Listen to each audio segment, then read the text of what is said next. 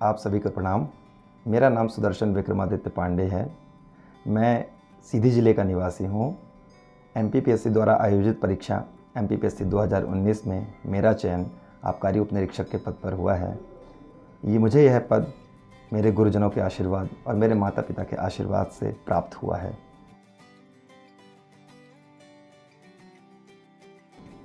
अक्सर लोगों के मन में यह प्रश्न आता है कि क्या एमपीपीएससी क्लियर करने के लिए कोचिंग ज़रूरी है। तो मैं यह दुविधा दूर करना चाहता हूं कि बिल्कुल आवश्यक नहीं है कि आप कहीं कोचिंग करें ही। आप सारे नोट्स और मटेरियल आज के समय पे ऑनलाइन अवेलेबल होते हैं या आप ऑर्डर कर सकते हैं। तो हर एक चीज़ अवेलेबल है। आप जहां पे रहते हैं, जिस जगह पे भी रहते हैं, आप वहां पर भी बड़े आराम से इसकी तैयारी कर सकते हैं। आजकल तो ऑनलाइन क्लासेस भी इतने चलते हैं, तो आप चाहें तो ऑनलाइन क्लासेस ले सकते हैं। हाँ, कोचिंग ज्वाइन करने से एक मार्गदर्शन मिल जाता है, थोड़ी सी हेल्प हो जाती है, पर ये आवश्यक टूल नहीं है कि अर्जेंटली ज़रूरी ही है। आप चाहें तो आराम से घर से भी इसकी तैयारी कर सकते हैं। मेरा जो 19 का जो प्रीलिम्स मैंने क्लियर किया था वो मैंने रीवा से ही किया था, यहाँ पे मैं रहता था पढ़ाई के दौरान। फिर मेंस के लिए मैं इंदौर आया था और यहाँ पे मैंने टेस्ट सीरीज़ ज्वाइन की थी और फिर इसके बाद मेंस मैंने इंदौर से दिया था। प्रिपरेशन के लिए कोई ऐसा मेरा स्पेसिफिक रूटीन नहीं था। हाँ, ऐसा था कि 2 घंटे सुबह पढ़ लिए, 2 घंटे शाम को और 2 घंटे रात में, तो 5-6 घंटे की मेरी तैयारी होती थी। एक एक करके सब्जेक्ट्स का मैं बनाता था कि जैसे कोई एक सब्जेक्ट, 2 सब्जेक्ट मैंने अभी 15 दिन तक मैंने पढ़ लिए, फिर 2 सब्जेक्ट लेके अगले 15 दिन तक उन्हें पढ़ लिया, एक को सुबह एक को शाम को। तो इस तरह से मैंने एक एक करके सारे सब्जेक्ट को क्लियर किया। सबसे पहले ज़रूरी होता है आपको सिलेबस को समझना। जो व्यक्ति सिलेबस को समझ जाता है उसका आधा एग्ज़ाम कहते हैं वैसे क्लियर हो जाता है। तो अगर आपने सिलेबस समझ लिया और एक एक सिलेबस में लिखे हुए पॉइंट्स को कहाँ से पढ़ना है, किस टॉपिक्स को किस बुक से पढ़ना है, अगर आपने ये समझ लिया तो आपकी समस्या 60 से 70% वैसे ही हल हो जाती है। तो आप सबसे पहले सिलेबस समझिए, उसके लिए मटेरियल इकट्ठा करिए और एक एक करके यूनिट वाइज हर एक पॉइंट को कवर करिए। इसका धीरे धीरे करते करते, ये एक मैराथन प्रोसेस होती है, एक दिन में होने वाली प्रोसेस है नहीं। तो आप धीरे धीरे करके 1 वर्ष में 6 महीने 8 महीने सबकी अलग अलग कैपेसिटी होती है, उसके अनुसार आप पूरा सिलेबस कवर कर सकते हैं।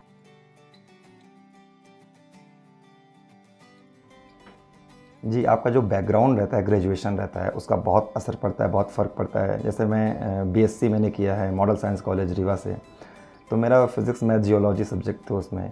तो साइंस में मेरी ठीक ठाक पकड़ थी और इसके साथ ही इकोनॉमिक्स और हिस्ट्री पोर्शन में मेरा इंटरेस्ट था, तो उसको मैंने और पढ़ा है, अच्छे से पढ़ाई की, तो उस पर मेरी पकड़ अच्छे से बन गई थी। तो आपका बैकग्राउंड बहुत मैटर करता है, लेकिन ऐसा भी नहीं है कि अगर आपके पास वो बैकग्राउंड नहीं है तो आप उसमें सिद्धहस्तता या प्रवीणता नहीं प्राप्त कर सकते हैं। आप बिल्कुल उसमें अपने स्किल को हॉन कर सकते हैं। ज़रूरी होती है कंसिस्टेंसी। अगर आप धीरे धीरे कोई भी सब्जेक्ट पढ़ते हैं तो आप बिल्कुल उसमें स्किल्ड हो जाते हैं।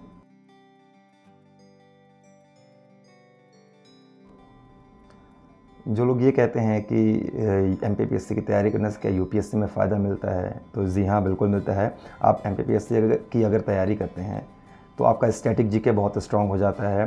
तो वो कहीं ना कहीं ना सिर्फ यूपीएससी पर जितने भी एग्ज़ाम होते हैं एसएससी वगैरह में, आपका जीएस बहुत स्ट्रांग हो जाता है, तो वो आपको हर जगह फ़ायदा देता है। इसी प्रकार जो लोग यूपीएससी की तैयारी करते हैं उनको भी एमपीपीएससी में आंसर राइटिंग में बहुत हेल्प मिलती है। आप चयन सूची देख सकते हैं कि उसमें से जितने भी लोग सिलेक्टेड थे या टॉपर थे, वो कहीं ना कहीं यूपीएससी की तैयारी कर रहे थे। तो आपका स्टैटिक जीके स्ट्रांग होना या फिर आपका एनालिटिकल आंसर राइटिंग स्ट्रांग होना, कहीं ना कहीं एक दोनों तैयारियां एक दूसरे से बंधी हुई हैं। तो एक ही तैयारी करने से बिल्कुल आपको दूसरी तैयारी में बहुत हेल्प मिलती है।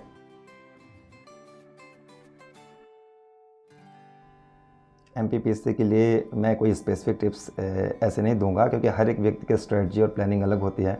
मैं कहूँगा कि आप अपनी कमियों को समझें, जो आपके वीक पॉइंट्स हैं उनको समझें, उनके अकॉर्डिंग अपनी स्ट्रेटजी बनाएं, उसको फुल ऑन टाइम दें और कंसिस्टेंटली अपनी स्ट्रेटजी को फॉलो करें। इसमें आप ऐसा नहीं हो सकता कि आपने 1 महीने पढ़ाई की, फिर अगले महीने ढिलाई कर दी, फिर अगले महीने पढ़ाई की। जो एक हर एक सिविल सर्वेंट या हर एक एस्पिरेंट जो भी है, जो भी सिलेक्ट हुआ है, वो ये बात बोलता है कि अगर आप कंसिस्टेंसी जो बनाए रखते हैं वही सिलेक्ट होते हैं। बीच में आप छोड़ नहीं सकते। मैराथन, जैसे मैंने बोला है कि ये एक मैराथन है, स्प्रिंट रेस नहीं है। तो लगातार आप अपनी तैयारी को बनाए रखें। भरोसा सबसे बात ज़रूरी होती है, अपने आप में भरोसा रखें, क्योंकि जब आप 1 बार 2 बार फेल होते हैं तो आपका खुद में भरोसा कम होने लगता है। मेरा ये एमपीपीएससी 2019 में पहला प्रयास था, लेकिन इसके बाद चूँकि इसका रिज़ल्ट थोड़ा-सा कुछ कारणवश रुके हुए थे, तो एमपीपीएससी 2020 भी मैंने दिया था, जिसका मैंने सिविल का भी मेंस लिखा और फॉरेस्ट का भी, और दोनों में चयनित हुआ। मैंने 2020 का सिविल का इंटरव्यू भी दिया, तो अनफॉर्चुनेटली उसमें मेरा सिलेक्शन नहीं हो पाया। 2020 का मैंने फॉरेस्ट का भी इंटरव्यू दिया था, वहाँ तक पहुँचा, और उसमें भी कुछ कारणवश चयन नहीं हो पाया मेरा। फिर 2019 का इंटरव्यू बाद में हुआ, तो ऊपर वाले की दया से और सबके आशीर्वाद से मेरा इसमें चयन हुआ। तो मैं ये कहूँगा, जब आपका चयन नहीं होता है तो उसमें थोड़ा-सा आपका आत्मविश्वास डगमगाने लगता है कि क्या आप जानते हैं अपने आप को, या फिर आप जो कर रहे हैं, जो स्ट्रेटजी आपने अपनाई है, वो सही है भी या नहीं। कई तरह के ख़्याल आते हैं, चार तरफ की बातें सुननी पड़ती हैं। तो उसमें मैं सिर्फ एक सजेशन देना चाहूँगा कि आप अपने आप में भरोसा बनाए रखें। जो स्ट्रेटजी आपने बनाई है, जिसने आपको यहाँ तक पहुँचाया है, वो आपको आगे भी ले जाएगी। ये मैं अपने व्यक्तिगत अनुभव से बोल रहा हूँ। तो कंसिस्टेंटली अपनी पढ़ाई को फोकस रखें, जो स्ट्रेटजी बनाई है उसे फॉलो करें, सिलेबस को पूरा बार-बार रिवाइज़ करते रहें, अपडेट करते रहें, क्योंकि हर साल एग्ज़ाम अपने पैटर्न को चेंज करता है। प्री का भी हर साल पैटर्न चेंज होता है। पैटर्न कहने का मतलब है जो पेपर में क्वेश्चंस आने का पैटर्न है।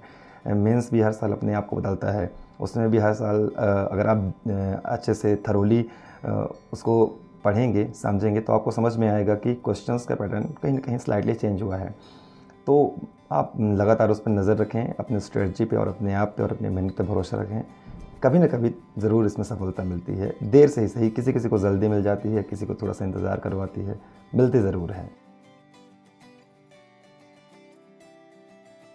जी, ऐसा होता है कि आपको कई बार परेशानियाँ होती हैं, तो कोई अगर आपकी हॉबी है, तो वो हॉबी में जिसमें आप अपने स्ट्रेस को निकाल सकते हैं, तो वो आपको हेल्प करती है, आप अपने आप को एक्सप्लोर कर पाते हो।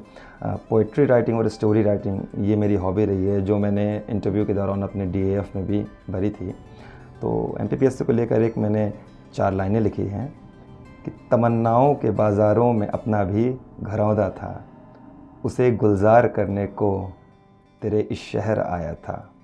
गौर फरमाइए, तमन्नाओं के बाज़ारों में अपना भी घरौंदा था, उसे गुलज़ार करने को तेरे इस शहर आया था। नसीबों की लड़ाई भी मुझे लड़नी पड़ी जब तब, नसीबों की लड़ाई भी मुझे लड़नी पड़ी जब तब, तेरे इन इम्तिहानों ने कहर भी बहुत ढाया था। तो ये 4 पंक्तियाँ हैं जो मैंने लिखे थे, स्पेशली एमपीपीएससी को डेडिकेट करता हूँ। फाइनली उसका फ्रूटफुल रिज़ल्ट मिल गया है। आप सब भी अपनी तैयारी करते रहें, अपने आत्मविश्वास को बनाए रखें, ज़रूर आप सबको भी सफलता मिलेगी। मेरी तरफ से आप सभी को, जितने भी एस्पिरेंट हैं, मेरी शुभकामनाएँ हैं। धन्यवाद।